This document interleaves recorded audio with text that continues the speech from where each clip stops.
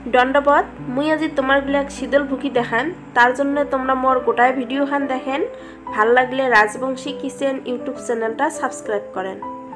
আর এই জালখানের নাম হচ্ছে খোড়া জাল। এটিখোনা মোর কাকা ঘরে মাছ মারি আছে। এই মাছগুলো মই বাড়ি নিয়ে যা ভাল করে আইসিয়ে পেটা ফেলেয়া ভাল করে ধুইয়ে মাছগুলো মই শুকি নিম। মাছগুলো মই ভাল করে শুকি নিছং আর শুটকে মাছগুলো দিয়ে মই তোমাক আজি শীতল বানিয়ে দেখাম। মুই আজি কালা কচুর ডাড়ি দিয়ে শীতল ভুকাম তার জন্য মুই কালা কচুর ডাড়িগুলো কাটি নিলাম আর এলা ডাড়ির থেকে চোষাগুলো কেলে নিয়ে মুই ছোট ছোট টুকরে করে কচুগুলো কাটি নিম। দেখো এমন করে ছোট ছোট টুকরে করে মুই কচুর ডাড়িগুলো কাটি নিম যাতে পাত দেওয়াত সহজ হয়।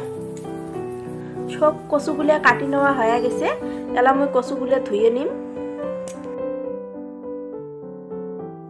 শুটকেগুলো ভাল করে পাত দিয়ে মুই শুটকেগুলো গুঁড়ো করে নিম। শুটকেগুলো কিন্তু ভাল করে শুকি নেওয়া হবে, না হলে কিন্তু ভাল করে গুঁড়ো হবার নয় আর তখন কিন্তু শীতলগুলো বেশি ভালো হবার নয়।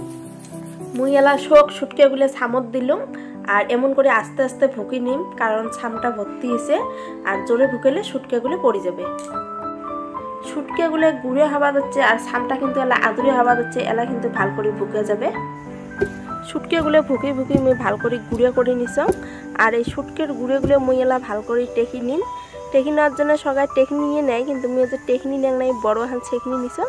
এই ছেকনিখান দিয়ে আমি ভাল করে শুটকের গুঁড়োগুলো টেকি নিম।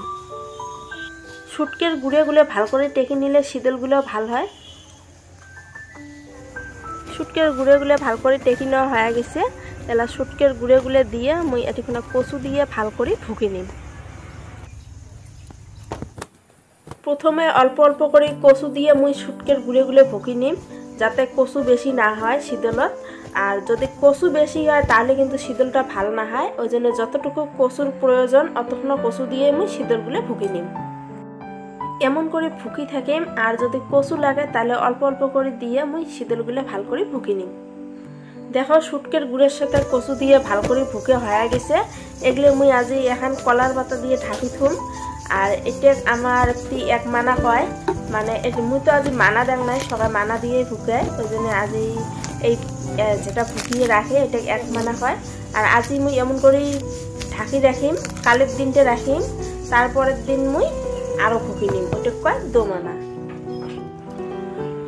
2 দিন পরে মুই আরো একবার ভুকি নিম। আর এই দেখো কলার পাতাগুলো মুই এলা তুলি নিম। এই শুটকে আর গুঁড়োগুলো আর কচুগুলো যে মুই আগা দিন ভুকি রাখছং মানে শীতল, ওই শীতলগুলো মুই আজি আরো একবার ভুকি নিম। আর এটা কিন্তু আমার একটি দোমানা হয়। দোমানা দেয় এই জন্যে যাতে শীতল আর কচুগুলো ভাল করে মঞ্জে আর ভুকেটাও খুব ভাল হয়। আর এই শীতলটার কিন্তু স্বাদ খুব ভালো হয়।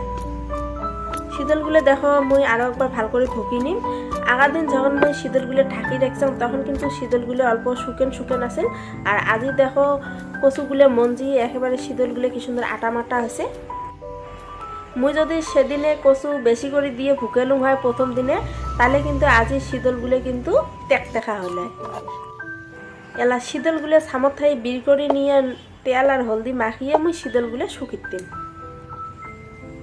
দেখো শীতলগুলো সেই সুন্দর আটা আটা আছে। আজির শীতল ভুকা ভিডিওটা তোমারগুলা কেমন লাগিল আর শীতল খায়া কায় কায় ভাল পান মোক একবার লাইক কমেন্ট করে জানিয়ে দেন। শীতলগুলো বির করে নিলাম। এলা এই শীতলটার মুই আখা বানিয়ে নিম। মুই এটিখানে অল্প তেল আর হলদি দিয়ে শীতলগুলো ভাল করে সানি সানিয়ে আখা বানিয়ে নিম।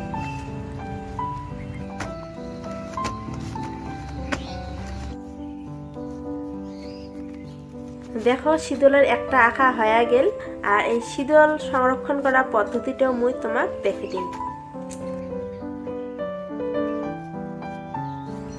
আর বাকি শীতলগুলো মুই হাত দিয়ে গোল গোল করে ছোট ছোট চাটকি বানিয়ে শুকিয়ে দিন।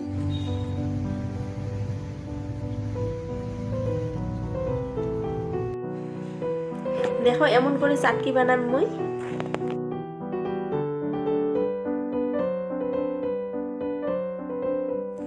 শীতলগুলোর যদি মানা বা কচু বেশি হয় তাহলে কিন্তু এমন করে হাতত গোল হবার নয় আর ছোট ছোট চাটকি হবার নয়, খেলগেলা হবে।